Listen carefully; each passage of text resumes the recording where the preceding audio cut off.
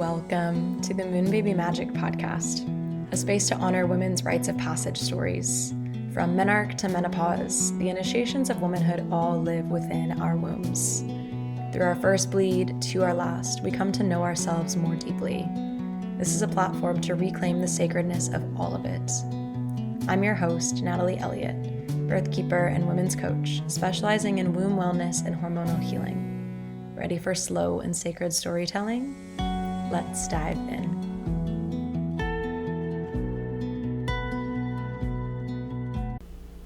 Hey, women and any men who happen to be listening.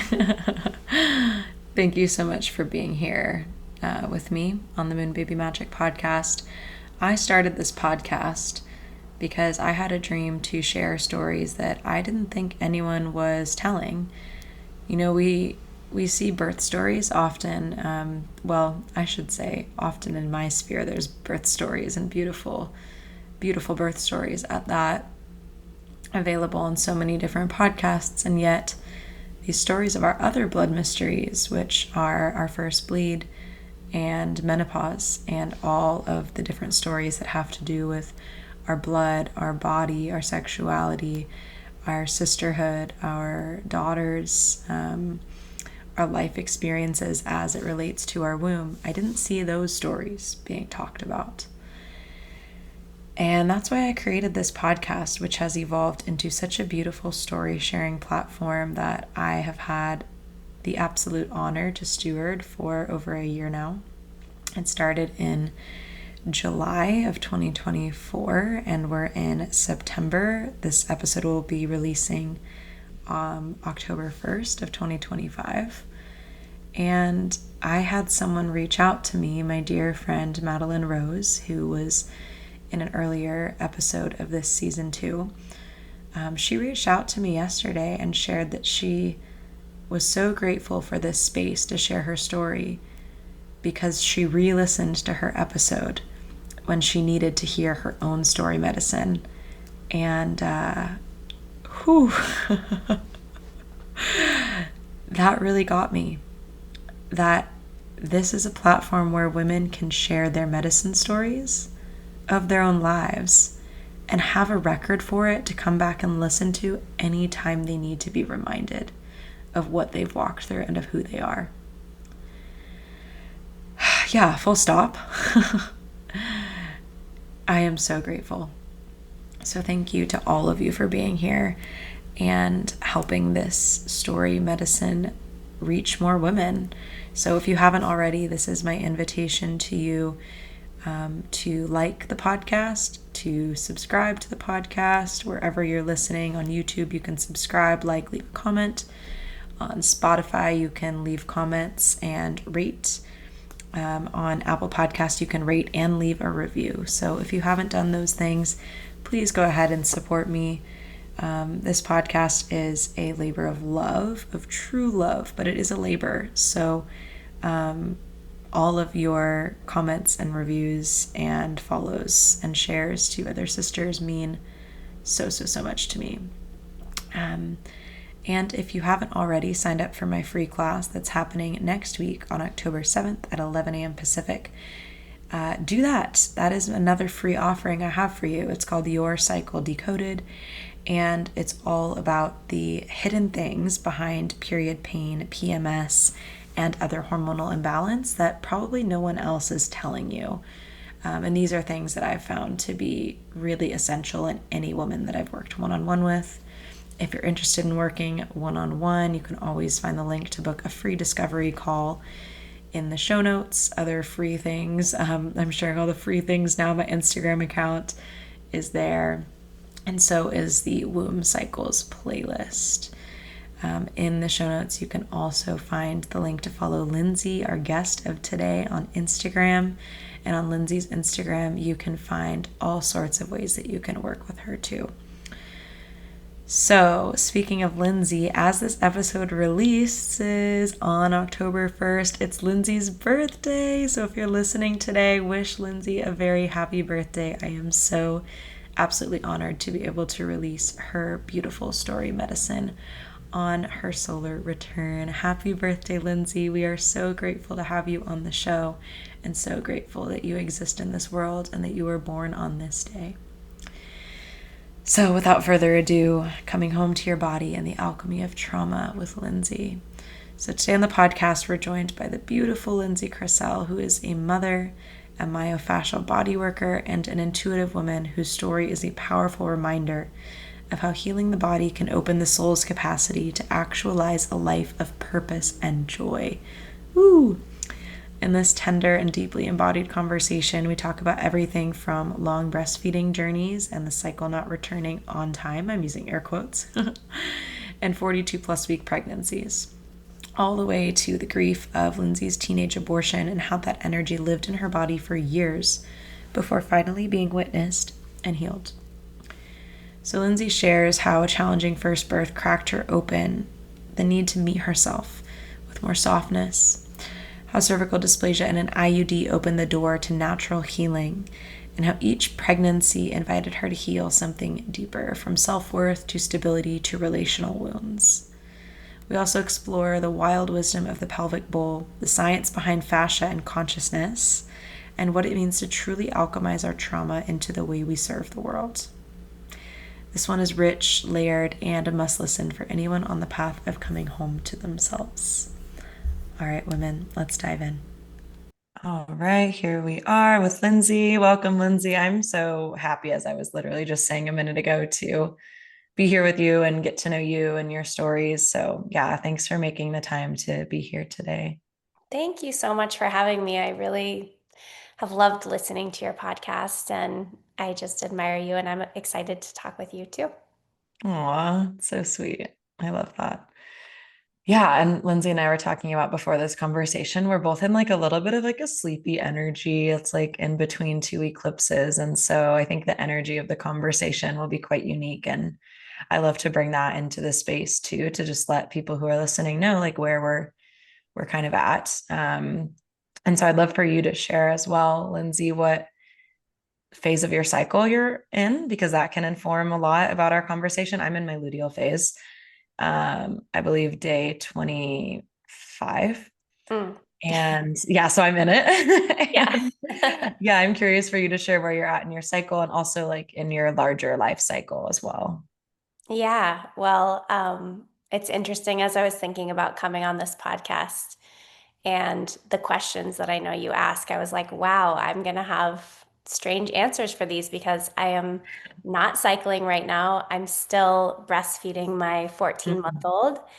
And with both this is my third baby, and with my first and second babies, it was between 14 and 18 months that I started bleeding again. So I'm in Wow. this prolonged, yeah, and I have some questions around that. Like, I feel really healthy. So I think it's probably just kind of at least somewhat my norm. Um, Yeah. I know it can really have a big range for women as to when you start bleeding again after you've had a baby, but for me, this seems like pretty normal.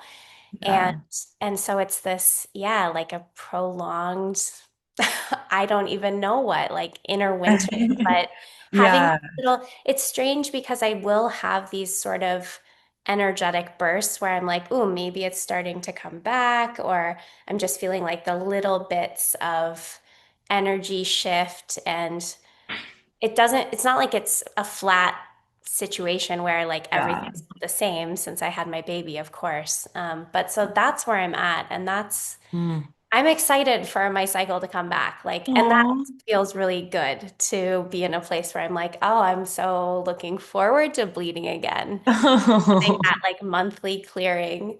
And so yeah, that's where I'm at with that. And then in terms of just like the season of my life, I am full on in mothering. Yes.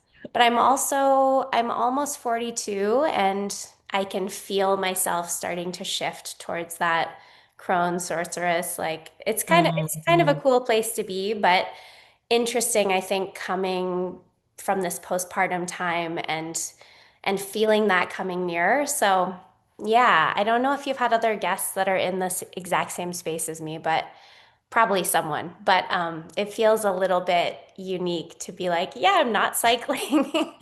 And Yeah. yeah, and that's just where I'm at. Wow, that's really interesting. Yeah, I mean, I have sometimes I always say this, like I often actually preface this when I ask women this question, but I didn't for you, which is kind of cool that you had a fun answer for me. Because sometimes I say, like, I'm gonna ask you what phase of your cycle you're in, but I know like I've had women come on and be like, actually, I'm pregnant, Oh or yeah.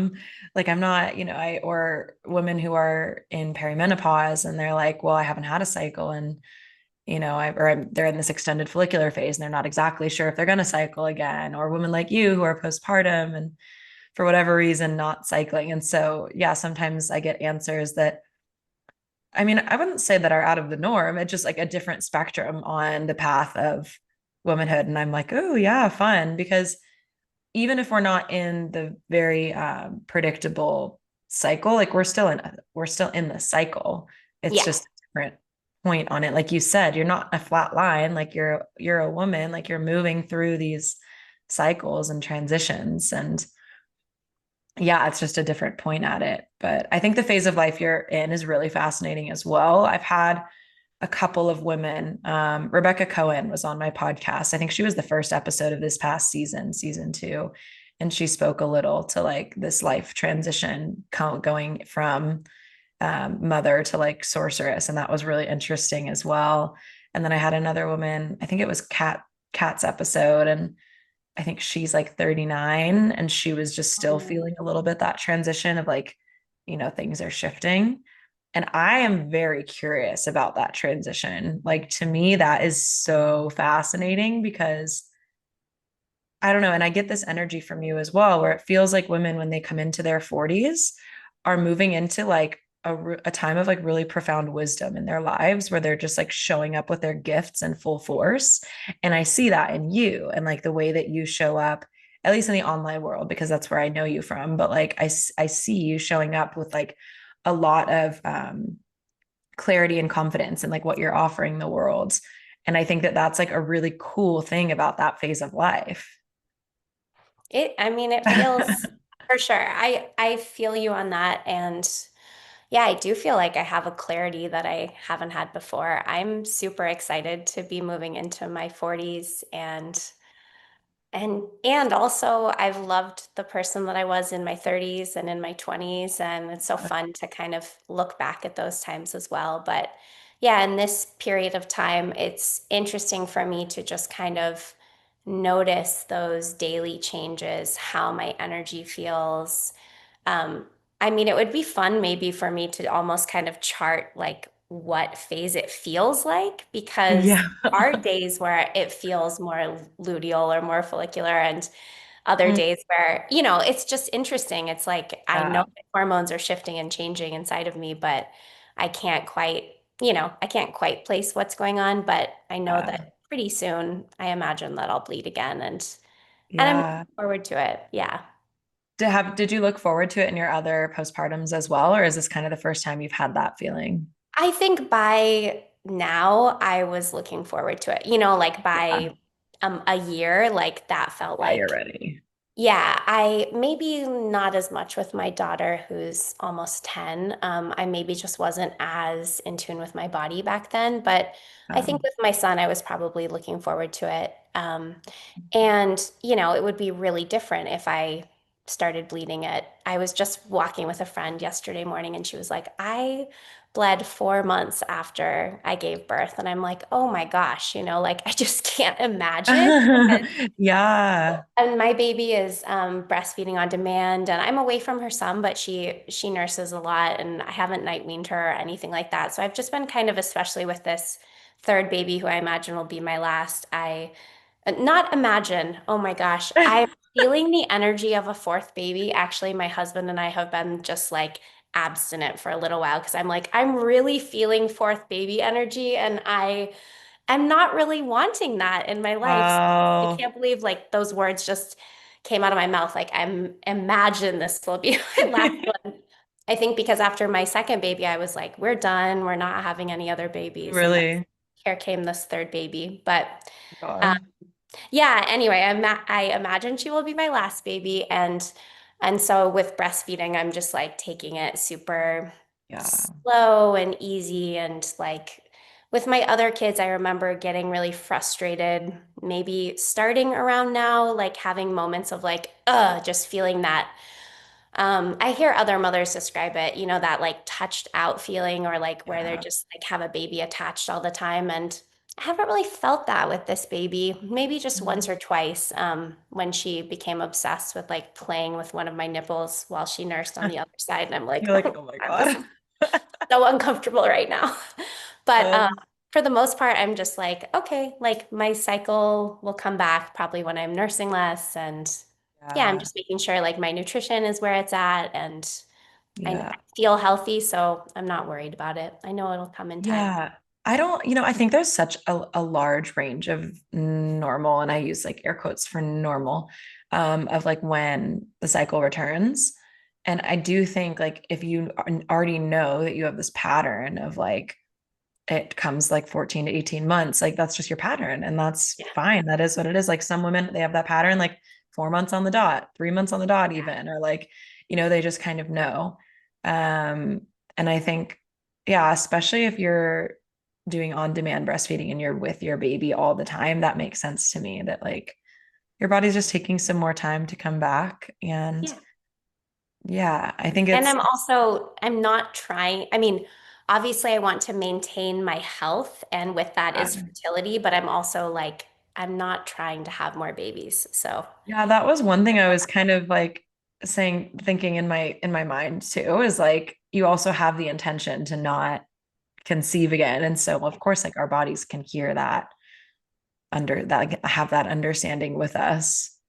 yeah, I was thinking about that today because I was thinking like, okay, I need to speak some more intentional language to my body and the universe and God that like I don't think I want to be the mother of more children in this life, but it is so interesting to have this feeling of I don't know how else to describe it, but it's like I can just kind of feel this other little soul like hanging out outside my body. And that's what was happening with Serena, my third. Oh, And I told my husband that, and he was just like, "Oh my gosh, are you for real?" I'm like, "Yeah, I'm really feeling it right now." And I think like in this eclipse, I'm just like, no sex. Like we're just on a little bit of a break right now because I mean, certainly we could like use barrier, whatever, all the things, but like I'm just like I don't want to risk having a pregnancy, like getting pregnant right now. I yeah. just feel like really clear, and I've also um, throughout my life, I feel like I've been very fertile, and Mm. so I just know Mhm. that, yeah, which is a blessing. I know that's not that way Yeah, for everyone, totally. but that has been the case for me. Wow. Have you noticed any fertility signs returning, like cervical fluid or anything like that? Just barely, and it's like come and gone. So Yeah. that's interesting. But yeah, nothing big yet. So Mm. yeah, it's like one of those things. It's like I feel like I should be able to just know and I can tell those fertility signs and we should be fine to be intimate with each Yeah. other. But I'm also like, I don't know. Like what happened for me was when I was 19, it was the very first time I had sex with my college boyfriend. I got pregnant and I was on birth control. I had started taking the pill and it was like however many days after, where they say like by day, I don't know, 7 or 10, like you should be fine. And Yeah. it was that day and the timing must have been just so that I got pregnant and I ended up terminating that pregnancy. And it's been Wow. such a healing journey for me over the years to process that grief and shame Yeah. and lots of other emotions that come up with that. But like that's what I mean about like I feel very fertile and I just don't want to take any risks right now. Yeah. I feel like my hands Wow. are full with my three babies and I my three hear you. three living babies, and it's enough for me for right now. Yeah. And I mean, having that like imprinted first pregnancy experience be so sort of against all odds, right? Like that, of Yeah. course, informs like how you're going to be about, yeah, your conception path later on and like being careful.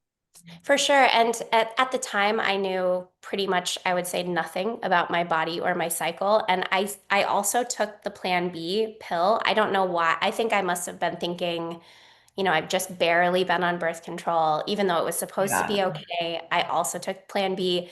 I must not have known how to track my fertility signs at all because I would have noticed. Well, Yeah, I know. yeah, It's like where most people are at 19. exactly. Unfortunately, maybe not the future. But Fully. so yeah, it just felt like, wow, like how did that happen? It shouldn't have Yeah. happened. I had the birth control, I had the Plan B, I had all the control that I was trying to have Mhm. for my cycle, and it still happened. So anyway, it was just, Yeah. yeah, it's an interesting imprinting for sure. It's an interesting imprinting. And what it also brings up for me is like just the basic education that we don't receive. I'm in the process of finishing up this this course I'm making that is what I'm considering like the foundations of healing, just like common hormonal imbalance. And the first module I titled like the education you should have received, because I'm like, like there's so many little things, like for example, like you were just saying, like knowing your fertile signs. And it just reminds me of the way that most of us are so primed to like outsourced some out external technology, like hormonal birth control being an external technology and being like, well, this will protect me. And that's more reliable than my internal felt sense of like knowing my fertility, but it's actually not. And For even sure. statistics say that like using fertility awareness method properly is actually more effective than hormonal contraceptive. And when you think about it, it's also like, of course, Of uh, course, yeah. it's like the most accurate way to know, but we're not taught that as girls. And yeah, it's really interesting. I'm curious too. And actually, the other thing I want to say is if any women are listening to this and they're like, well, you haven't gotten your period yet, so your cycle hasn't returned. I want to just say for anyone who doesn't know this, like another piece of information that you were never taught that you should know is that you ovulate before you bleed. And so there are a lot of like oopsie pregnancies for women who don't know that because they think they're not fertile yet, but they actually have ovulated already Yeah, or they're about to absolutely. ovulate, right? Yeah. Yeah, I mean, that's for me. I know how to see my cervical fluid Yeah. and whether it's fertile, but yeah, I have those thoughts of like, what if I'm not quite right and miss Yeah, something? totally. And I'm just not prepared for that right now. So Yeah. Well, I'm curious now to hear about a little bit of your early years. Um, yeah. yeah, maybe let's start at your first bleed if you remember that. I would love to hear. Yeah. Well, so this is the other piece that as I was thinking about this podcast, I'm like, wow, like I hardly have anything to say about this. But what's been Yeah. interesting recently is I've been working with my daughter who's almost 10. Oh. She just is starting to develop her breast buds. And Oh. her body's changing. I asked permission from her if I could like speak about her a little bit on this podcast. Oh, that's beautiful. Um, and so we've been going through this book that's all about changing body puberty, and there's a workbook that goes along with it. It's from Mhm. Body Talk Basics. I don't know if you've Okay, ever yeah. seen I've before, heard of that but one. Yeah. so we're going through this book, and it's asking me these questions like, do you remember what it was like when your breasts were developing? Do you remember what it was like when you had your first bleed? And I had to be like, Ella, I don't remember. I had a lot of love in my childhood from my mother, but I also had sort of a traumatic childhood off and on Mhm. with a verbally and emotionally abusive stepdad. And I was Oh, like in survival mode. And so it's been really interesting with my daughter having to be like, I don't remember a lot about it. And she's like, well, how do you not remember? Like, this seems like kind of a big deal. And I'm like, I was trying to survive and like keep myself well. And it's yeah. generated so many good conversations with her because I'm like, I didn't have a childhood like you're having where you Mhm. had your family intact, your mother and father, and like we all live in the same house and we haven't moved and that Yeah. sort of thing. I was like, I'd moved like maybe 7 times by the time I was Wow. your age. And that was my mom and dad split up when I was about 4. And then my mom pretty soon after was with my stepdad, but they had a really tumultuous relationship. So we moved Mm. in with him, and then they would fight and break up, and we'd move away, and then he'd come and kind of get her, and then we'd move back. And it was like classic kind of Oh, abusive relationship where it was really hard for my mom to leave for good. And at yeah. this point in my life, I really can see, I can see why she would go and be with him because he provided for us. There was like financial security, there were things like that. But he was just kind of off kilter and had his own trauma, I'm sure. He was in Vietnam. Yeah. There was just who knows what was going on with him. Like, I don't have a relationship with him anymore. And eventually, my mom did leave when I was going into ninth grade. And so I'd started to bleed sometime in seventh or eighth grade. So I'm not sure exactly how old I was, maybe like 13. And I have some memory. I can just like picture the bathroom in our house and this experience of, using a pad or something and like having conversation with her. My mom was always very comfortable, I think, with her own body. I think she had a Yeah. lot of hatred towards her body in certain ways. She Mm. also was very comfortable with it. I don't know how else Interesting. to describe that, but um, we had comfort in like showing our emotions in my house, which I'm so grateful for. We had Mm. comfort with our bodies and like talking about them and things like that. Wow. And so I did have support in that way when I had my period for the first time, but I don't have a lot of specific memories about it. And, Yeah. talking with my daughter and reading through this book, it's like talking about like, well, sometimes you might bleed into your underwear or like it might show up on your pants. And this actually, I think I heard a story on your podcast of, I can't remember who it was, someone talking about like bleeding into their pants and a teacher being, Oh, yeah. Jasmine Rose. That was a really yeah. sweet story. That was a beautiful story. I really liked that episode. And this male teacher kind of like helping her. And I definitely remember moments like that throughout my teenage years of having those things come up, but I just don't have those intact memories that I wish I did. And it's really beautiful now as a mother to like build those memories with my daughter because even though she hasn't started bleeding yet, and I don't imagine she will for a couple years, or maybe even a few years, who knows? But we're basically like often I'm in the bath, either by myself or with Serena, and she's just kind of like sitting in the bathroom reading the book, and we're talking about it, and it's just and Oh, just like so sweet to bond with her yeah. about it. So I'm kind of I don't know that I necessarily needed to heal that younger version of myself so much, but at this point, but I feel like that's just innately happening because I Mm. know that these memories I'm building with her around this, like she's so sweet. She's every day like, can we read our book again? Oh, And can we do the workbook? And like it's just so cute. oh my God. And she's really funny too because just certain things she'll say like we were reading about a menstrual cup, which I have all my own beliefs around like what I'm like, I don't use tampons. I never will again. Like I just don't think it's comfortable. I'm like telling her about free bleeding and things like that. And we were Yeah. talking about the menstrual cup and she was like, I can't imagine like having blood all over my fingers, and I'm like, it's really, there's nothing gross about it. It's not, Yeah. it's just so interesting to have all these conversations come up. And she said she was talking with one of her friends about her period um and this friend was like, what's that? Like a 9-year-old had like no idea what period Oh, was.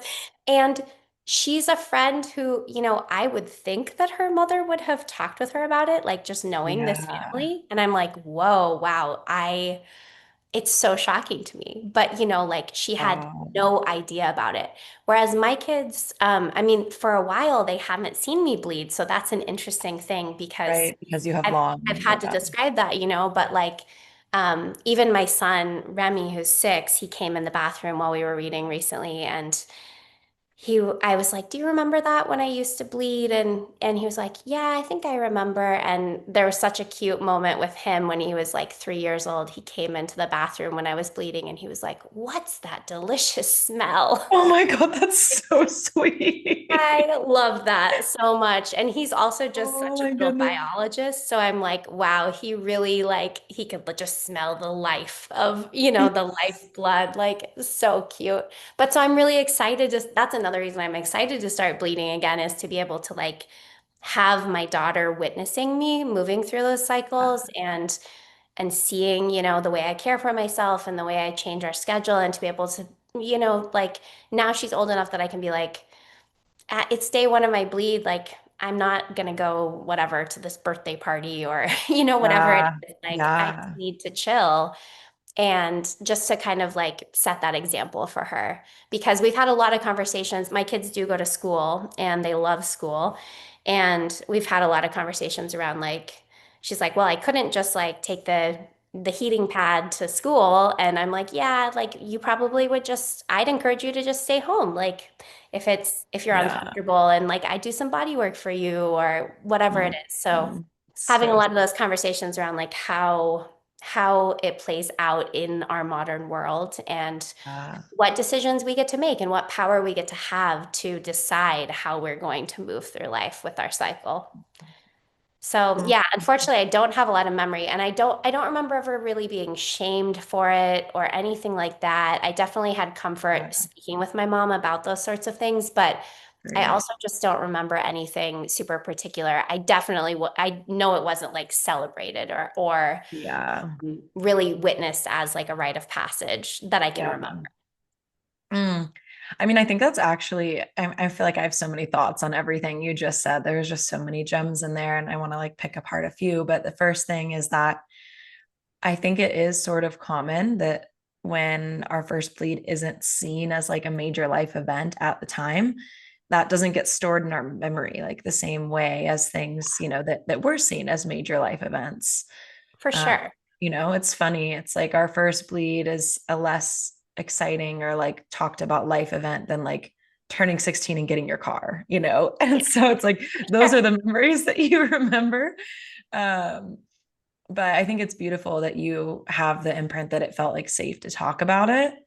And I also love the way in which going through this experience with your daughter is like just like healing things that even maybe you didn't think needed to heal. It almost feels like just infusing love into like the whole experience of bleeding, of like Yeah. having a first bleed, like just feeling like that's like a loving experience and filling the gaps in what you don't remember with that feeling. Like that feels really sweet to me. And to be It's able also to go ahead. I was just going to say, it's also been so special to really be witnessed by my daughter and to be able to have her Mm, kind of visualize my childhood. And like, I don't want her to feel sorry for me or something, but for her to kind of be yeah. like, oh, like my mom grew up in a different sort of house environment Yeah. than I am. And Yeah. that's felt, and I think it's been confusing for her because now my mom and dad are back together. They got back Oh, together when I was wow. like 30. And so Wow. my whole childhood and now we're back together. So when my daughter sees her grandparents, they're together and it's like I have to Oh, just explain like my entire childhood was very different than what you might picture, you know? yeah. And but just having her growing up and like just being able to just share a little bit of myself and how that experience has made me who I am has been really, really special too.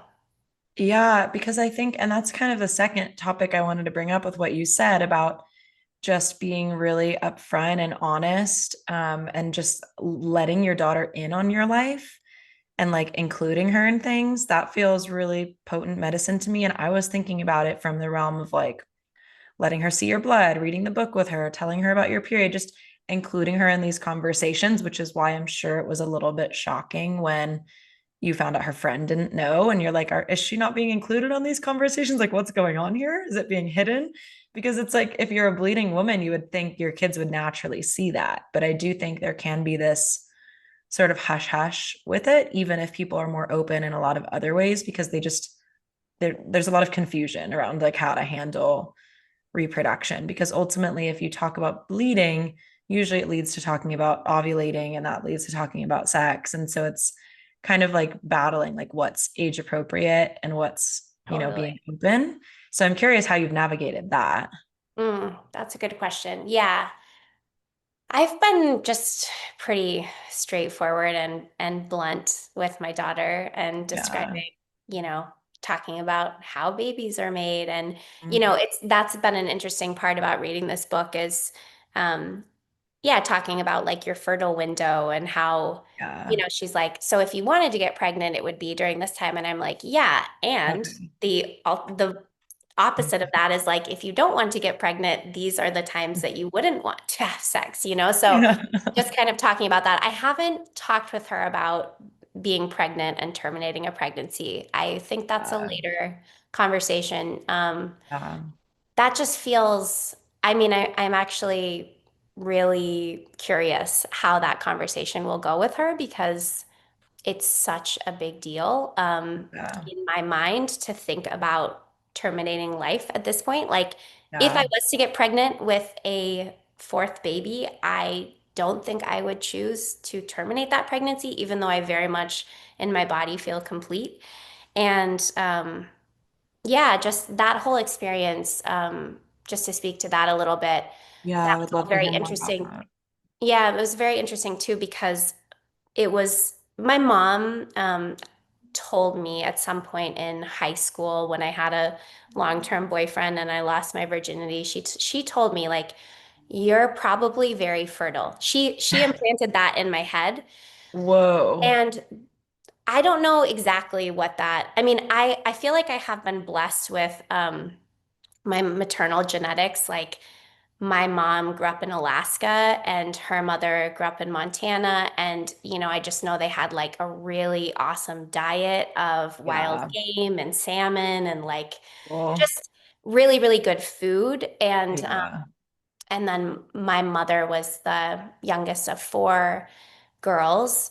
But my mother, when I became pregnant in college when I was 19, she told me that she had had an abortion at 19 as well. Whoa.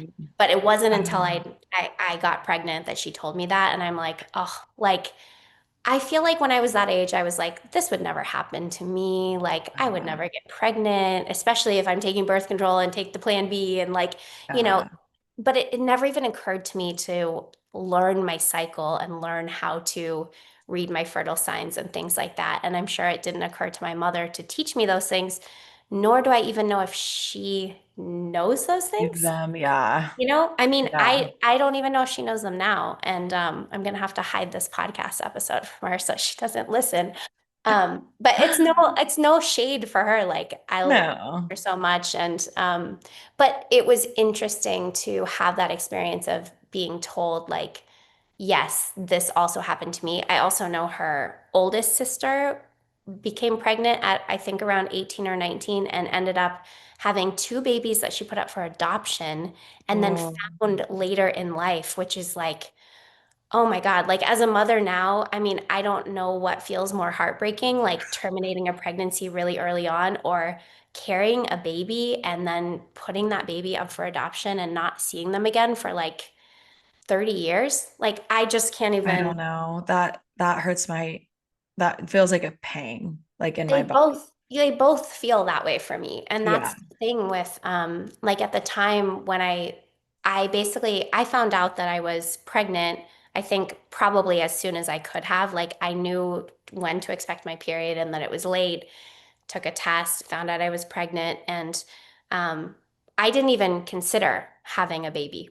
It was just That like was so far immediate. out of the realm of what I knew was expected of me. And my mom was like a very hard worker. At that point, we'd moved away from my stepdad. She was working really hard to just like provide for us. Yeah.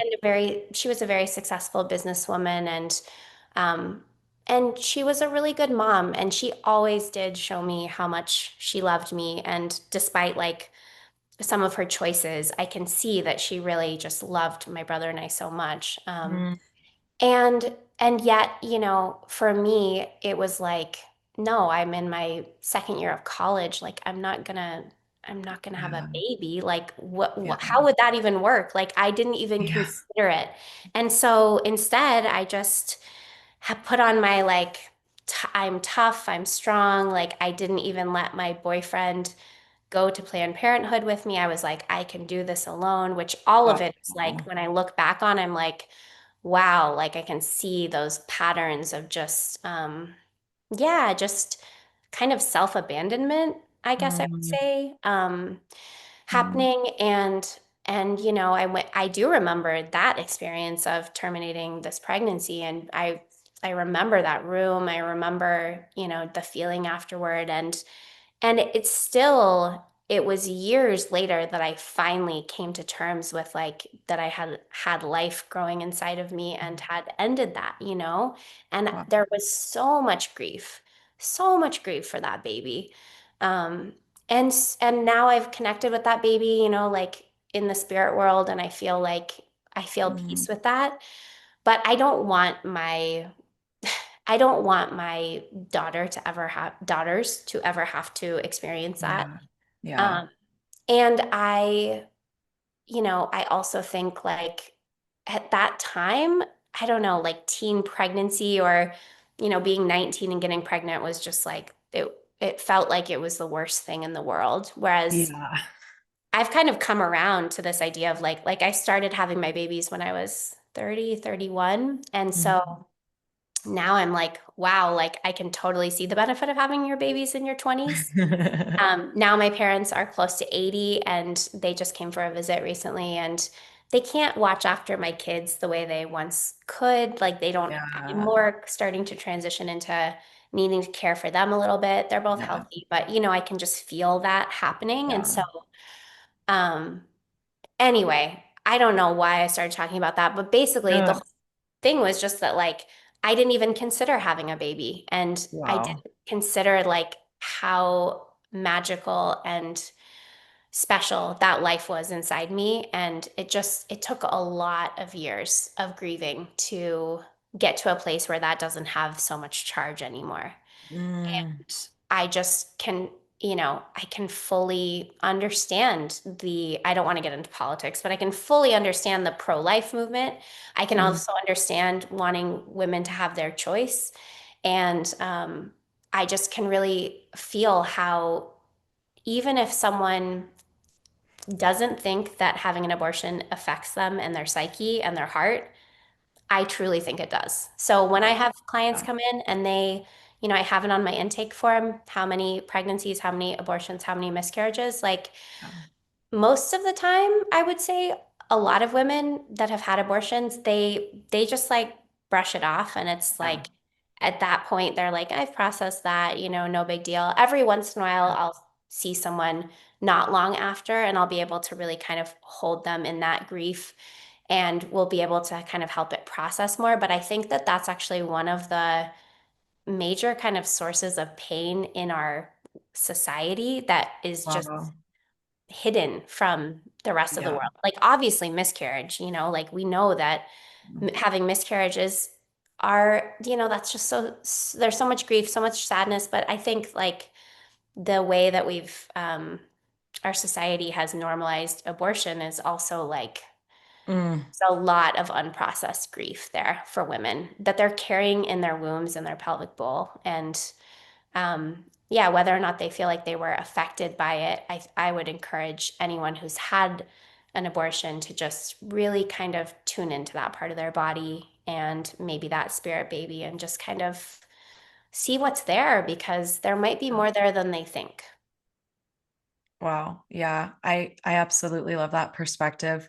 And it's really fascinating to me. Like I've had a few women on this podcast who go through the same sort of initiations in their womb as their mothers and grandmothers. And so to hear that your mom also had an abortion at 19, it's like, whoa. Yeah, What? I don't Like, know the details about it. I almost called yeah. her before this, but then I was like, oh, then she's gonna know that I'm gonna talk. So I asked my daughter for permission, but I didn't ask my mother for permission to talk about her story. So, I don't know. Maybe that's terrible. I mean, I think that's an interesting thing because it does come up in like what we're allowed to share. And I felt it when I shared my story on my podcast as well. I came to battle with some of that about like talking about my upbringing and my childhood. And I think like when we're sharing like our experience of like someone else and how that has impacted us, like that's part of our story to It share. is. Yeah. Um, and it's really fascinating to me too, the like generational piece and how that also then informs like you being wanting to be open with your daughter and teach her about the sacredness of her cycle, because that's teaching her about the sacredness of life. And that's something you felt that was missing for you, like really fully comprehending the bigness of what it means to like have life and to let it go. I've also had tons of women on this podcast talk about their experiences of miscarriage. For anyone who's listening, my friend Madeline's episode, that's been her big medicine to share. And also the very first episode of this podcast with Kate Oakley, um, she talked about how having an abortion for her was her initiation into women's work, because Mm. she also, like you, didn't realize like the immense heart opening and grief that was going to come from it. And after it, she was like, oh, wow, this is actually something I need to look at. So I am curious for you, like, when did you start to recognize it was something that you wanted to look at and feel? Yeah, that's a good question. I mean, honestly, I think I numbed myself out after that for a number of years. Like, Yeah. I know Kate and she's amazing. She's so wise. She's just so wise beyond her years. And Yeah. yeah, she's such a beautiful person. And I would say that for me, I just totally numbed myself out, dissociated, left my body for years after Wow. that abortion. Some of what happened for me was, I mean, I was in college. I was sometimes like drinking really heavily. I was with the same boyfriend for a few years, but after maybe a year or two, I started just kind of like kissing other guys and like not being in integrity in my relationship. Mhm. And I think those choices were coming out of me just not being aligned in my life and not having been able to process that grief really. Yeah. And I just feel like that started to trickle out into the rest of my life as well. For whatever reason, this memory comes up for me sometimes of this job that I had right after college as a nanny. And I just had to call them I don't know, it must have been like a span of days or weeks where I just kept being late. And eventually the mom was like, you can't be late. Like, this doesn't work, you know? And I think that that's just the type of thing that I can really remember. Like, I was just kind of like low grade depressed, like, just Mhm. couldn't be in my essence and like really let myself shine because I was just grieving and didn't realize it. And it really wasn't until I met my husband, and I would say even maybe a few years into having met him, when I didn't want kids yet, but I was starting to think about wanting kids in the future. And then that fear came up of like, well, what if I can't even get pregnant again, you know? And Oh, it was like yeah. the fear of not being able to get pregnant is what finally led me into my grief of this loss, and that delving more into my body. And I mean, really, I think I wasn't fully initiated into knowing that I wanted to work with women's bodies in this way until after I had my daughter, my first daughter. Wow. But it was like a lot of years of just being totally checked out. And Yeah. I'm like so grateful that I'm where I am now, because I Wow. feel really present in my body. I feel really clear in my vocation and my calling and the work Mm. and medicine that I share with the world. And so I guess I'm just trying to speak that out there to anyone that does feel that kind of feeling of being lost, is like, you will find yourself again, you know, but Yeah. it does take feeling the feelings that you've suppressed and being willing to kind of look at our shame and our grief and let them go. Yeah. Wow. Yeah. And it does. It really does take a willingness, I think. And I often feel that the like anticipation of feeling something as big as that is harder than the actual feeling of it itself. And so, yeah, that's an Yeah. interesting one. That is the big one that comes up for me a lot with my clients. Mm, I'm just thinking of someone I've been working with, and for her, it's more very early childhood stuff. But, yeah. you know, she's really afraid to go back into that younger self and feel the things that that 2-year-old needs to feel in order for her to heal. And yeah, I agree. I think it's that anticipation that can be really scary. I totally can remember feeling that at times, but yeah, for whatever reason, I think I've been blessed with some sort of like bravery gene as well, because I feel when it comes to like just wanting to process my own emotion, I feel like it's been easier for me to be brave in those situations than it has some other people. I Yeah. love going deep. I love feeling. I don't know if it's like my Scorpio rising or what it is, but it's like there's like part of me that just wants to go in so deep and not stay on the Yeah. surface. So I love examining those different parts of myself and letting them Mm. out. And what was that journey like for you? You said it was kind of when you met your husband and started thinking about conceiving. Like, what were the actual ways that you began to like open up the channel to feel and process? And yeah, what did that actually look like? Yeah, it's interesting to think about. So I went after college and I traveled solo in Peru and Ecuador. Oh, wow. And so, yeah, I wrote this poem. Like I'd been to Machu Picchu like 2 weeks before I met my husband or something. So I went, I was in Peru and then came back to the States and then went to Maine for kind of my first job after college. And I met my husband, and it really was like a love at first sight sort of thing, but it was more like I knew I was going to have babies with him sort of thing. Whoa. Like it was more that than love or like lust or attraction. It was like soul connection, Wow. immediate with him. Um, and yeah, it's interesting to think back to things. I remember actually it's just so a memory is so amazing. Like I'm just having this very specific memory of being in the car with him, and I remember exactly where we were near. I went to high school and college in Seattle, and um, we were driving, and I was telling him that I had this abortion, and like his response was kind of like, he was like there to listen to me, but also like he had, he was not feeling like I needed to feel ashamed or anything like that. And Mm, I think that it was a very slow process to kind of come around to doing this work with women and getting to this place of knowing that this was part of my path.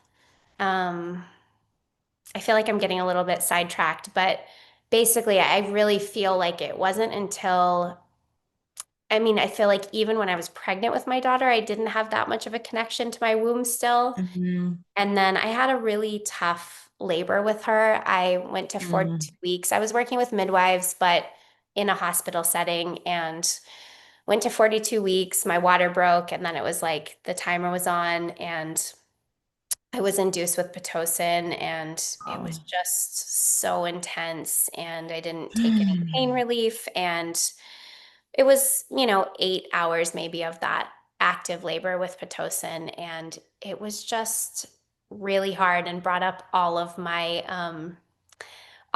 deep patterns of being really hard on myself and not loving myself. And I just, after she was born, I remember just being so tired, and I felt like I couldn't even hold her right at Oh, first wow. because I was just exhausted and worried I would drop her. So I had my husband hold her, and then finally I was able to have her on my chest. And I just was so hard on myself. Like, Mm, why couldn't I do that better? Like, what did I do? mm, All these things, all these thoughts.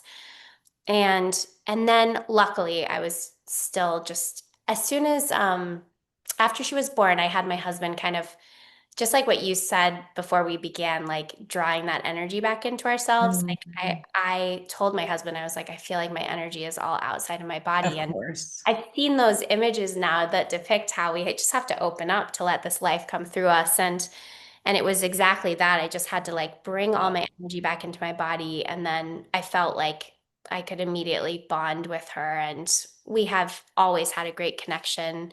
But I had a pretty bad tear and very poor stitching and Oof. a hematoma. So my husband said it looked like there was a liver hanging out of my labia. Whoa. It was just, I was lucky again. Like I think my nutritional stores. Like I've never been vegan. I've just like always Good for had a you. pretty decent diet. I mean, I did restrict my food some in college and things like that, but like nothing really severe. And so I do feel like my body was able to heal, but it just turned into this long process of yeah, just kind of working through some of those deeper wounds around loving Mhm. myself. Mhm. And I think that whole experience too. So at that point I'd like had an abortion. I had a tough labor and it was very much like, okay, like I'm on the path to be working with women in this way. Like this Wow. feels like part of what I'm meant to do in the world. And then Mhm. about probably around like 18 months postpartum, I, at this point, I had never heard of free birth. I hadn't even heard of free birth until after my son was born. So wasn't even that many years ago. I wasn't on Instagram. I was like, living a normal American life, not on Instagram. I was gonna say, like, were you kind of in like like an alternative holistic type lifestyle at this point though? Yeah, I mean, in a lot of ways, yes, because Okay. I was, from the time my husband and I were together, we met teaching at an ecology school. We were Okay. very environmentally focused. Um, we started eating a Weston Price diet back Oh then. wow. This was in like 2006. We've been together almost 20 years. Oh my gosh, you are Um, OG in the Weston A. Price world. yeah, for real. Yeah, like we were alternative in all those ways, but not really yet with health, I feel like. I mean, Okay. I grew up with my dad's side of the family is Christian Science, and definitely like I didn't get medicine regularly as a kid. I mean, we Okay. weren't Yeah. like no one was not taking me to the doctor or something if I needed it, but I also wasn't regularly taking medicine. And my mom definitely had some leaning towards chiropractic, and I know she received acupuncture. And so we had some alternative health happening in our lives growing up. Yeah. My brother's a chiropractor now, and Oh, we cool. received chiropractic care growing up and things like Wow. that. But I feel like, in terms of kind of women's health, I wasn't really initiated in that way yet. And so, I knew that I wanted to work with midwives, but I didn't even know anything about like the different types of midwives. And I Yeah. would have considered home birth. I thought that seemed really scary. And Mm. I knew some older women that had had home births in our community, but it just actually seemed like I don't know, way more alternative than what I was feeling at that time, I guess. Yeah. And so yeah, I think that it was after I had my daughter and just kind of had that experience in the hospital and felt like I just very immediately felt like, oh, this cascade of interventions that You know. I was on this timeline that was not fair and didn't work for my body. Like all my Yeah. babies they've been 42 weeks for Ella, 41 for my son, and 41 and 3 days for Serena. So Yeah, it's it's a pattern. it's my pattern. And Yeah. I know my mom says it was her pattern as well. I don't know exactly. I think she said 9 days late with both my brother and I. So whatever. Anyway, I feel like it really wasn't, it just, it just made me question everything Yeah. pretty much. And Yeah. then what happened is I went for my 6-week appointment and tried to have an IUD put in because I was immediately like, I'm not doing that again anytime soon.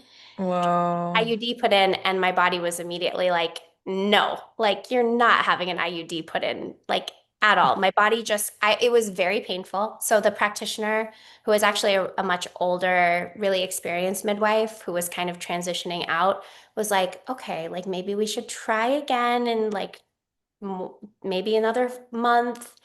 I tried again at 10 weeks. I had an IUD put in, and I just experienced like full pain down my legs and in my feet, and was Oh. just like, this isn't right. Like, I'm not Yeah. supposed to have this in my body. And so I had that removed. I was just really struggling with, at that point, I did know some about my cycle. Like, I think I had, what's that book? I can't think of the Taking Charge of Your Fertility. Yes. Yeah. Yeah, but just barely had kind of gotten into those ideas. And so Mm. it felt like okay, what am I going to do to not get pregnant? And it didn't feel like I, d- like I was saying at the beginning, like I didn't want to risk it. I didn't want to risk getting pregnant while Yeah. I Yeah. didn't have my period. Like that felt really tricky and challenging. Mm. And so anyway, I had the IUD taken out and then around 18 months postpartum had whatever sort of checkup, PAP, and um, came back positive for HPV for the first time in my life. And Wow. I'd been with my husband, at that point, I'd definitely been with my husband for like 10 years and he was my only Yeah. sexual partner. So I was like, okay, HPV's been in my body for a long time. Why is it just showing up now?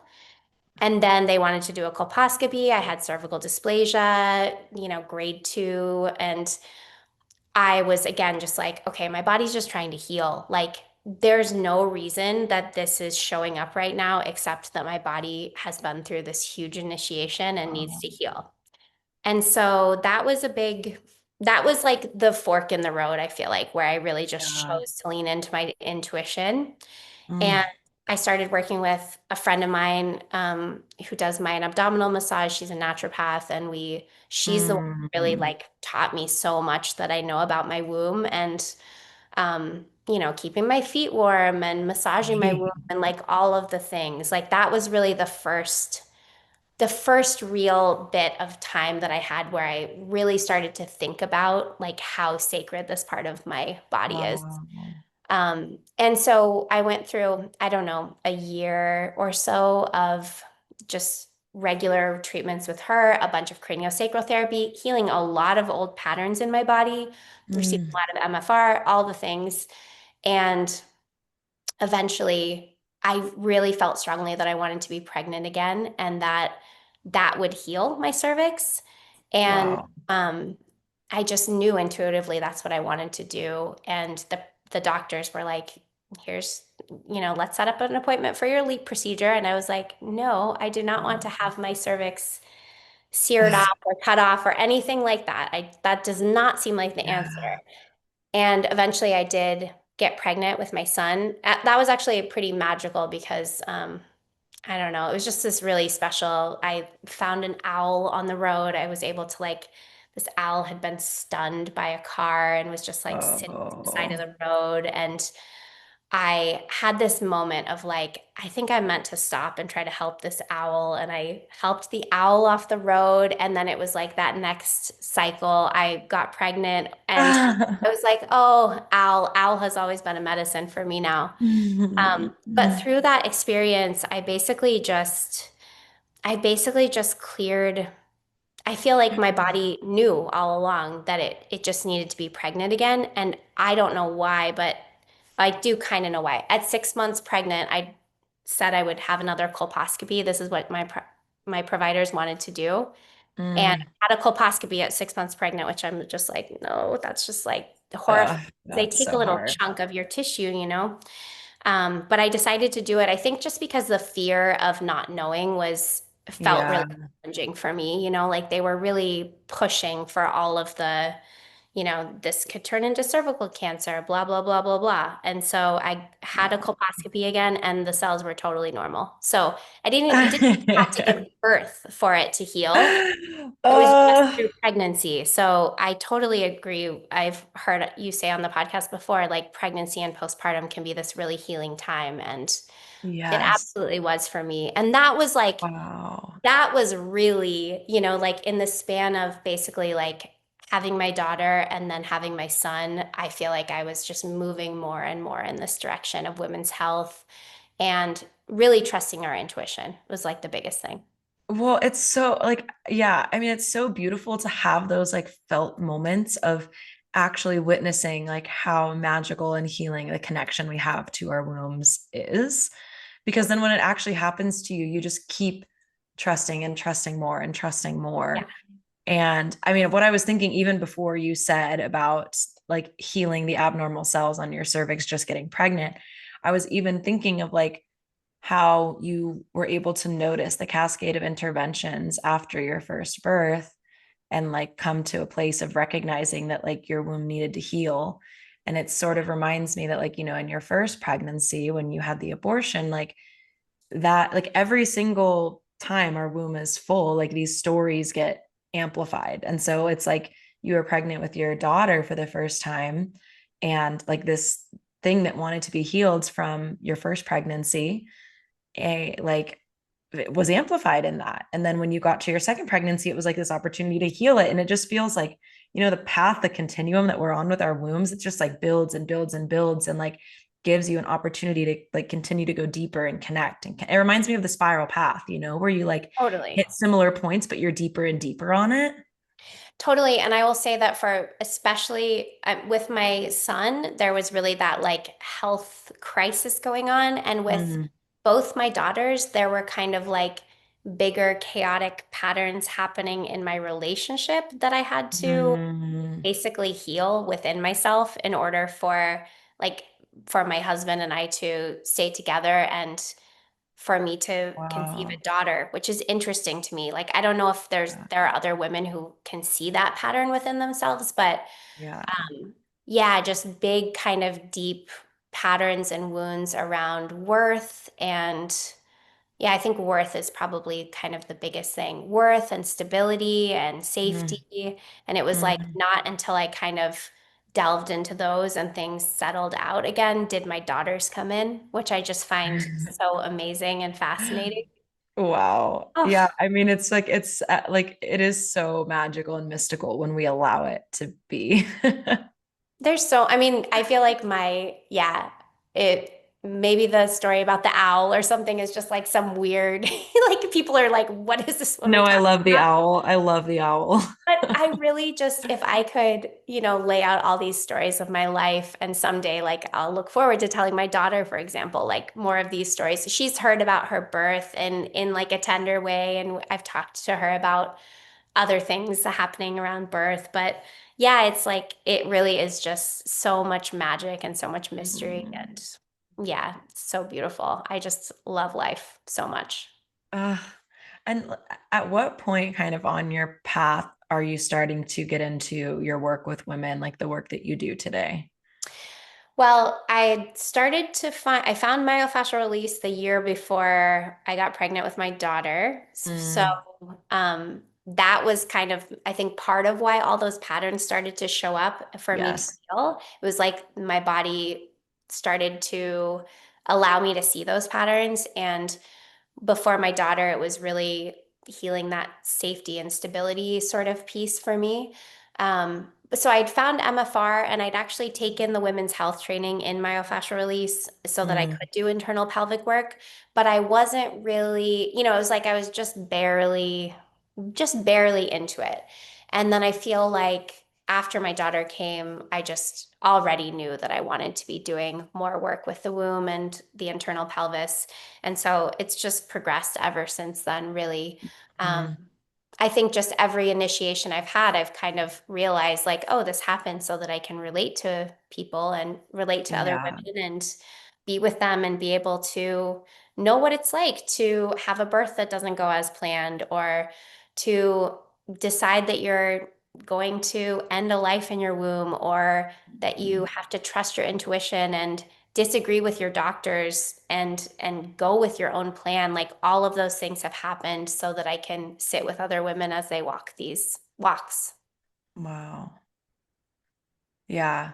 I mean, when I think about this work, the myofascial release work, like what it really reminds me of, or like what it feels like to me, like is the like deepest way to come to like healing some of the traumas that we carry, especially as women in our bodies from the experiences in our wombs. So, like from the birth experiences, from the abortions, from the miscarriages, like whatever it might be, from the sexual trauma, to like actually come to our body and like be with those parts of yourself, especially with someone, like to have someone like you who can like hold that so that someone can really like be going into this experience in a way that feels held and safe, and like they're able to actually move something from its root.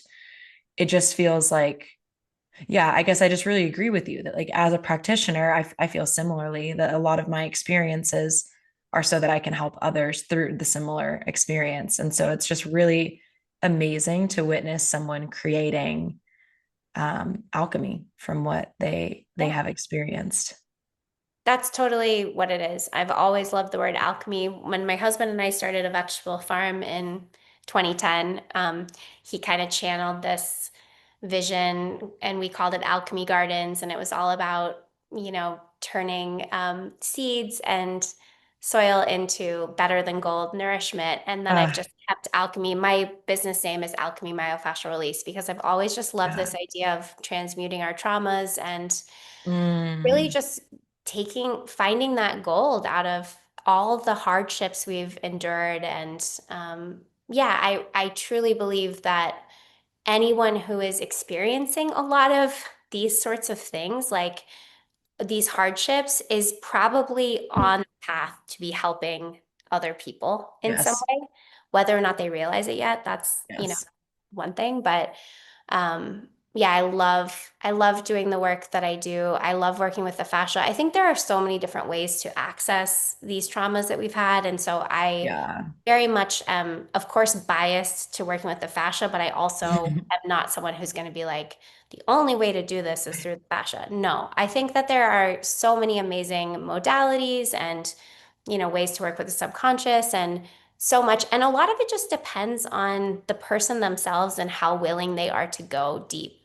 And that's like what I was saying. Like, I have this innate sort of bravery in going deep within Yeah. myself. Like, it's just how I am. And I'm lucky in that way, I think, because I can see in my clients when they want to do that, they want to be able to do that, but they just can't. They're held back in some Yeah. way. Yeah. And I always have to just meet them where they're at and like provide this gentle place for them to land and be held, like you said, and allow them in their own time to find those little access points that might Yeah. bubble up out of their tissue and give them this like entrance, like, here, I'm right here. If you want to do a little Mm. bit of work, I'm right here.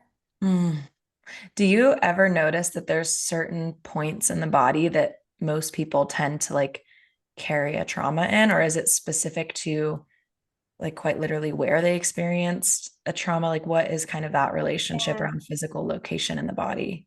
I think that there can be those patterns and like, traditional Chinese medicine, speaking about the grief in the lungs or those sorts of things. Right. I think it can be that way, but I don't feel so closed into Yeah. thinking that that's the only way. And Yeah. so, yeah, one of the programs that I came up with called Pelvic Alchemy is all about what I've kind of discovered as these like four core wounds that are held in Mm. the pelvic bowl. And so that's grief, shame, a loss of power, and a lack of support. And I mean, those are Wow. just like, those are big, wounds Wow. that we all have. I mean, they're Yeah. pretty much universal in some way or another. And I just Yeah. think that in general, for women, I do think our pelvic bowl it's there holding anything that we can't process. Yeah. So that doesn't necessarily have to mean that it was a sexual trauma or something that happened to that part of their body. It could be that it's just a wound around uh, a lack of support of when they were 3 years old and the way their parents were or Mm. something like that. But I Yeah. think we do tend to kind of store it there. So I believe Yeah. that the pelvis and the womb are like an amazing access point for us to just go deep and Yeah. get into those places that we're holding on.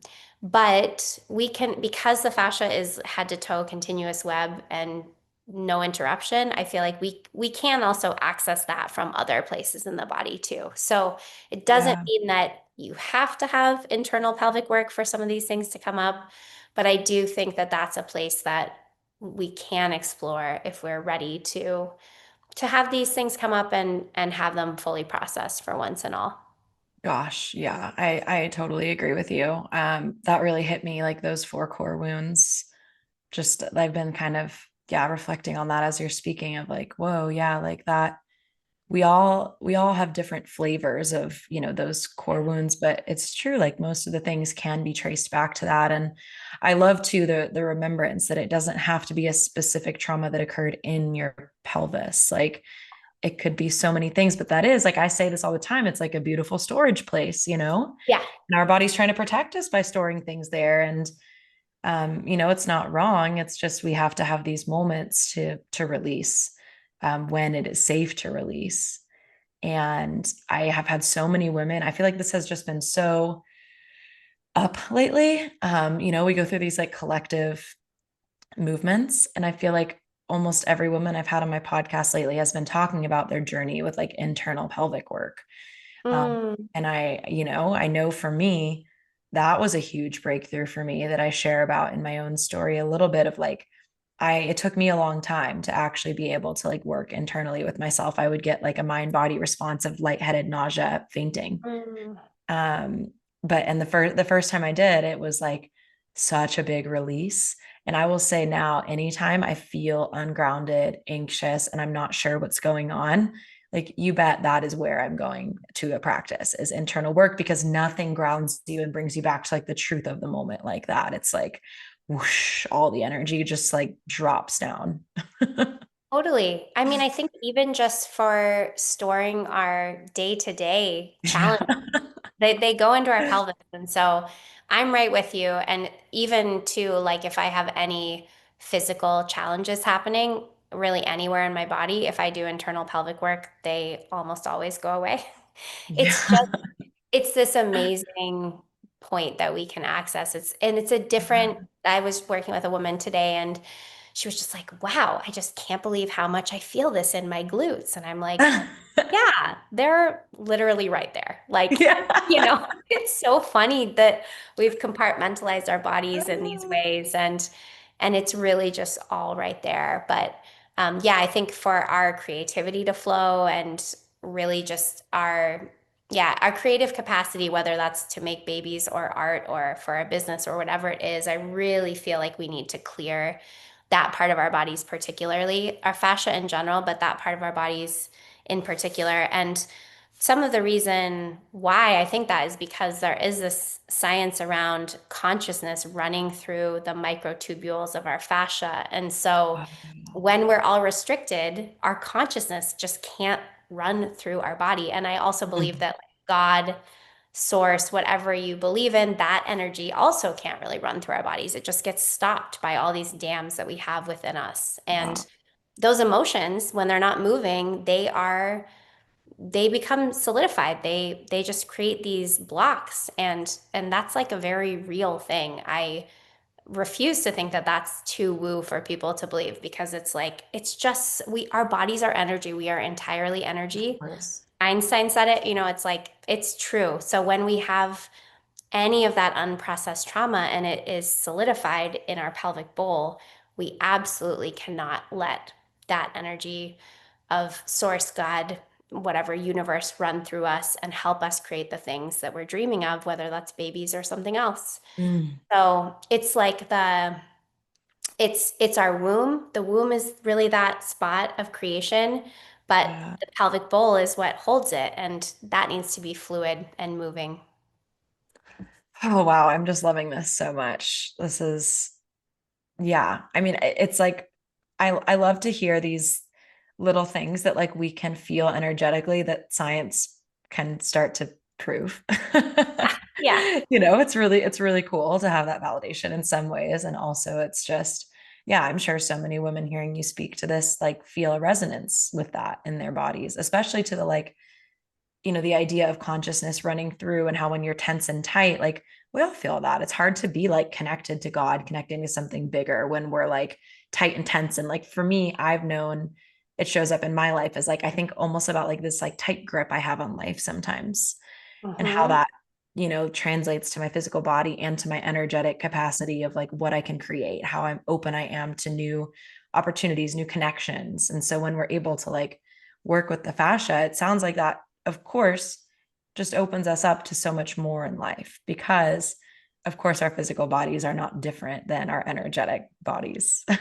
Yeah, absolutely. Yeah, I see it all the time. I love with my clients, I love when they just have this aha moment of like, oh, like I don't want to be in this job anymore. I'm gonna go and Wow. like live my dream and be a musician or whatever it is. And I'm like, yes, like this is what happens when we free up the space. It allows you to feel into your essence and to really hear your calling. And that's really my, yeah, this feels very much like my calling right now is to help to inspire people to know that that's possible because I love my life so much. And when I think about people not loving their life and not living Mm, their dreams, it's sad. Like, I'm just gosh, I like, feel you the don't same have to way. do that, you Yeah. know? Like, you Yeah. just don't have to do that.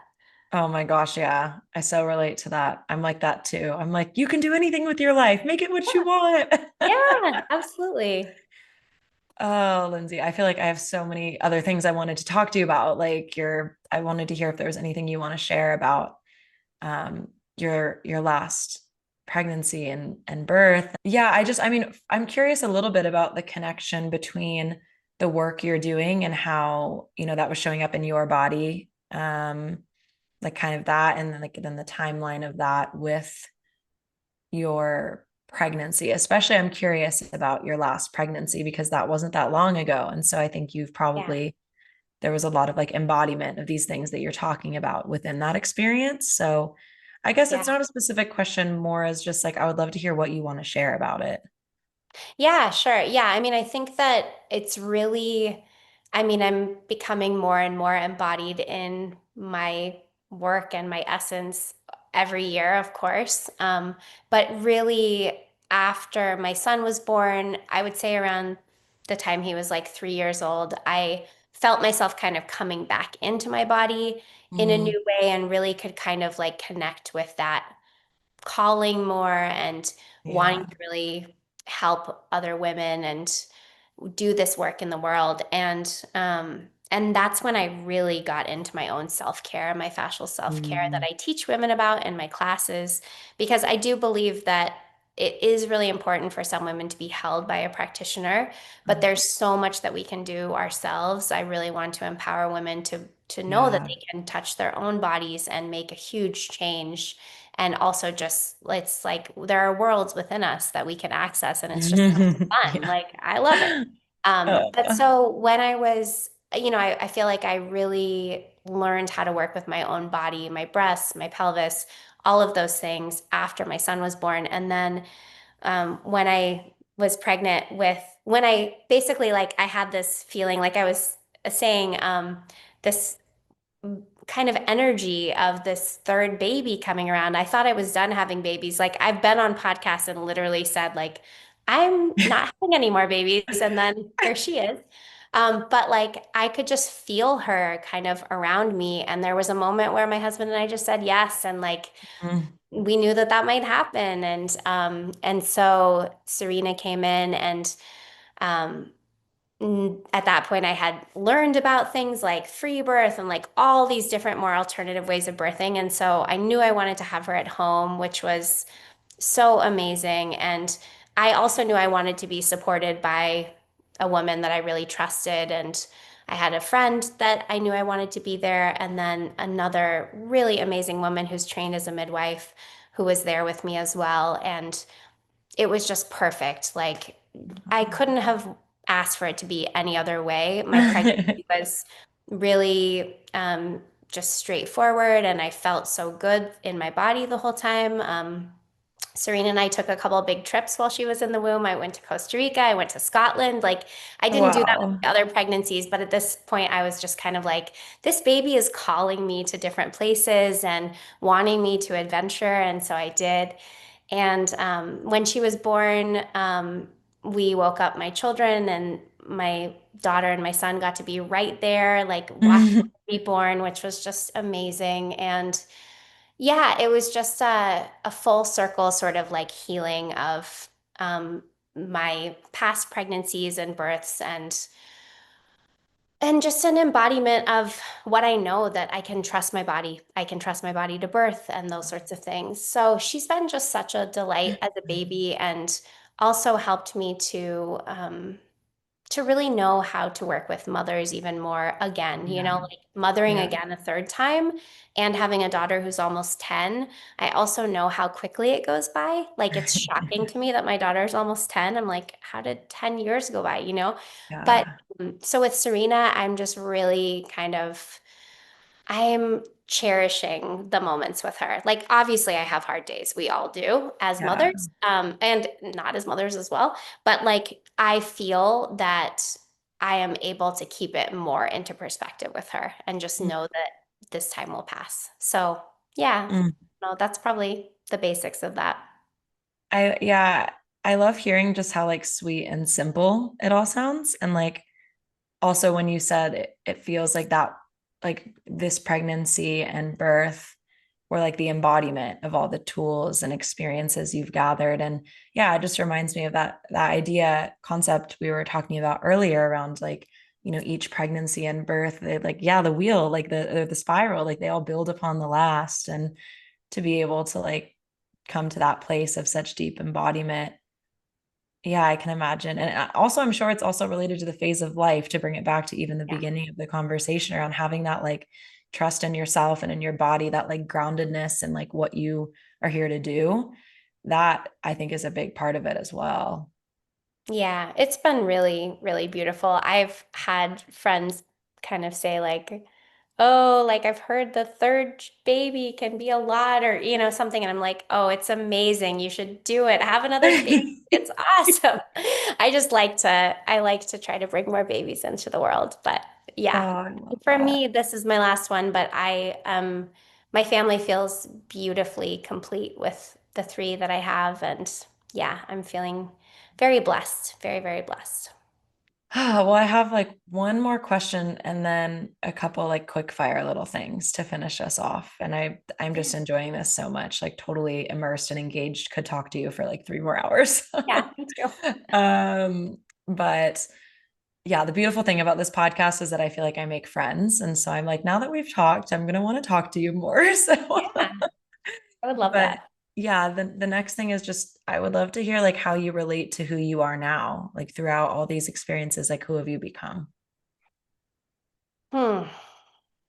That's a really good question. Well, in this last year, I've stepped into a role of teacher, which has been a new one for me. Wow. I really can see that who I am now is someone who I speak my voice, I speak my truth, I use my voice, I live very powerfully and co-create in this world. So, Mm, I'm not a bystander. I feel like I'm definitely living the kind of main character life of my dreams. I'm doing mm, things I want to do, and I'm very, very blessed. And um, I think I just feel more and more called into this work.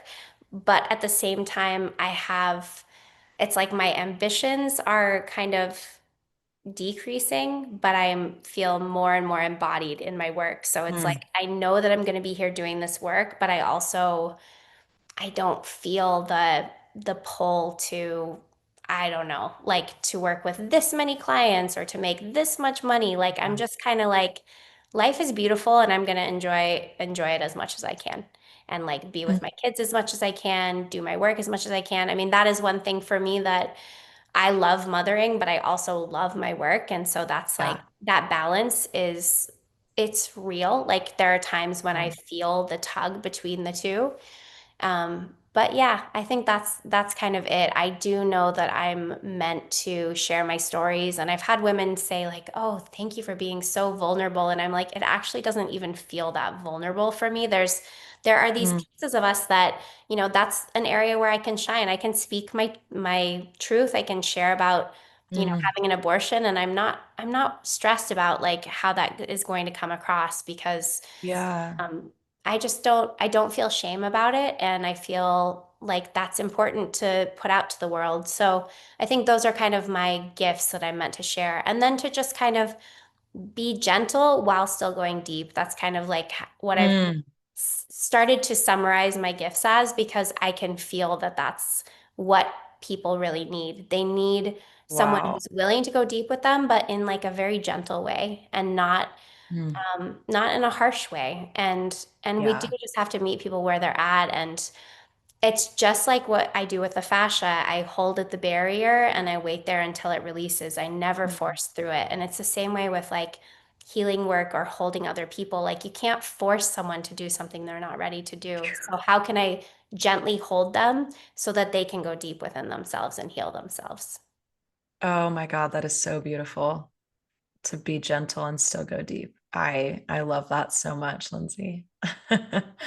It does feel like that's what people need. And I also love that you are someone who is willing to like share your joy of living with the world and like stand firm in that. I think that's also really important.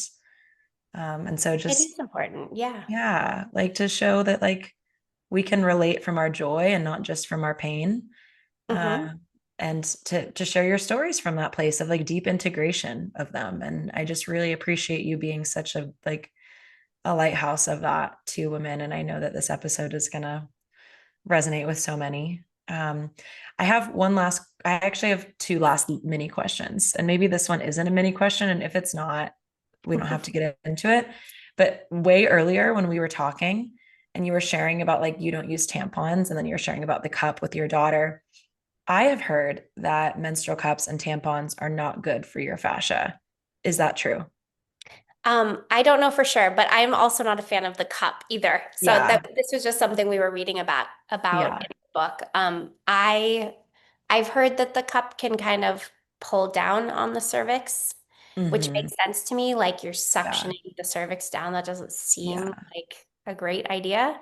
Um, and I feel like our body is meant to bleed and let that blood flow. Yeah. I Me feel too. like anything that's going to impede that is not really beneficial. I Yeah. mean, the same way like an IUD, like I have Exactly. lots of clients who choose IUDs for whatever reason. I can still work with them. I have conversations with them about it. And those conversations are basically like, this isn't ideal for your body, but if you want to try it the other way, it's probably going to take quite a bit of devotion. And Mm, some women don't want to do that. And like, true. again, I can't force them to do what they don't want to do. Of course. So yeah, someone who like I have clients, a couple clients that have IUDs and they've had them for many, many years because they used to have really, really heavy bleeding. And I talk about the alternative things that they can try. And at the end of the day, I just have to trust that they're making their own choice and I can still Yeah. support them with the work that I do. But yeah, I think our body doesn't want anything foreign inside Agreed. our yoni, Yeah. like at all. Agreed. It just doesn't. I don't think so. I know. I feel the same way. Yeah. Thanks for sharing that. Yeah. And then the final piece I always ask women is if there's a piece of womb wisdom that you'd like to leave the listeners with, what might that be?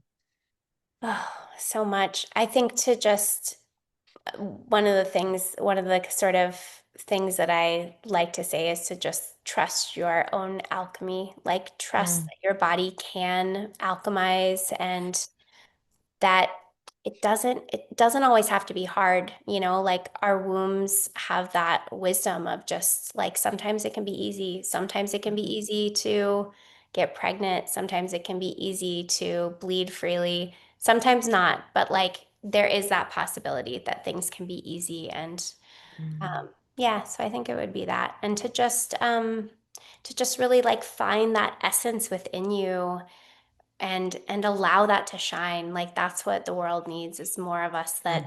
that can pick up on our own little spark of aliveness and let that shine to the rest of the world. Oh, I love that. Thank you, Lindsay.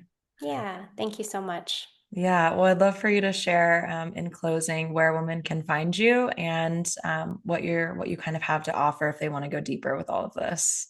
Yeah, so my website is lindsaycourcelle.com. I'm on Instagram at Lindsay Courcelle. I have a few different offerings this fall. I'm teaching my breast care class October 4th. I'm teaching my flow internal pelvic class again live on November 1st. And I'm also doing this it's 21-day journey called Satisfied.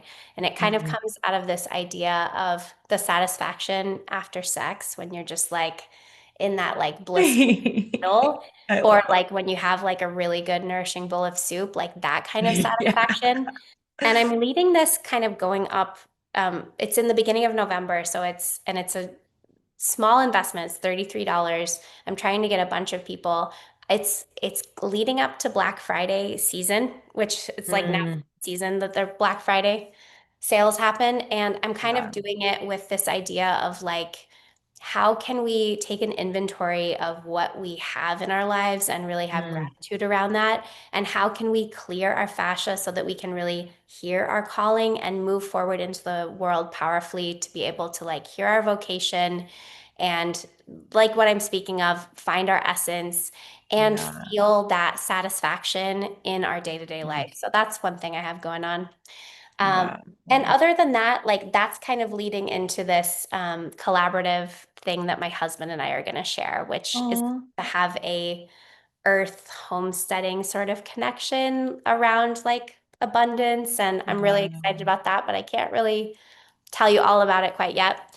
And I work with people in person. I do immersions if people want to come from far away. And yeah, all my classes online, there's a bunch. And that's kind of the basics. And I love to hear from people. So if anyone's Mm. listening and they just want to shoot me a message, I'm the one that monitors all my Yeah. messages and I will respond to you. Oh, wow, Lindsay. I am just so grateful. You are such an inspirational woman, and I just absolutely love what you're offering in the world. I listened to you first on a podcast in like 2022. I actually like distinctly remember, I don't even remember whose podcast it was, but I remember I was in Ojai. I was living in Ojai, California, where I used to live. And I was like hiking up a hill listening to you speak about fascia. And so Oh, it's that's really so cool. cool. Yeah, it's really cool for me to have you here today. And I've just really enjoyed this conversation. And I know so many women are going to be able to relate to your stories and learn something new about their bodies. So thank you for being here. Yeah, thank you so much. I really appreciate it. Thank you for tuning into the wisdom of the womb today. It's truly such an honor to bring these stories forward to you, and it would mean so much to me if you'd rate and review this podcast so that it could reach more women. If you're looking for deeper support, you can find the link to join our online community, the Cyclical Living Circle, in the show notes below. There, you'll also find the links to book one-on-one virtual sessions, shop the herbal shop, and any group programs that I'm currently offering. Plus, you can follow me on Instagram, and I love to connect with you all there. All right, see you next week.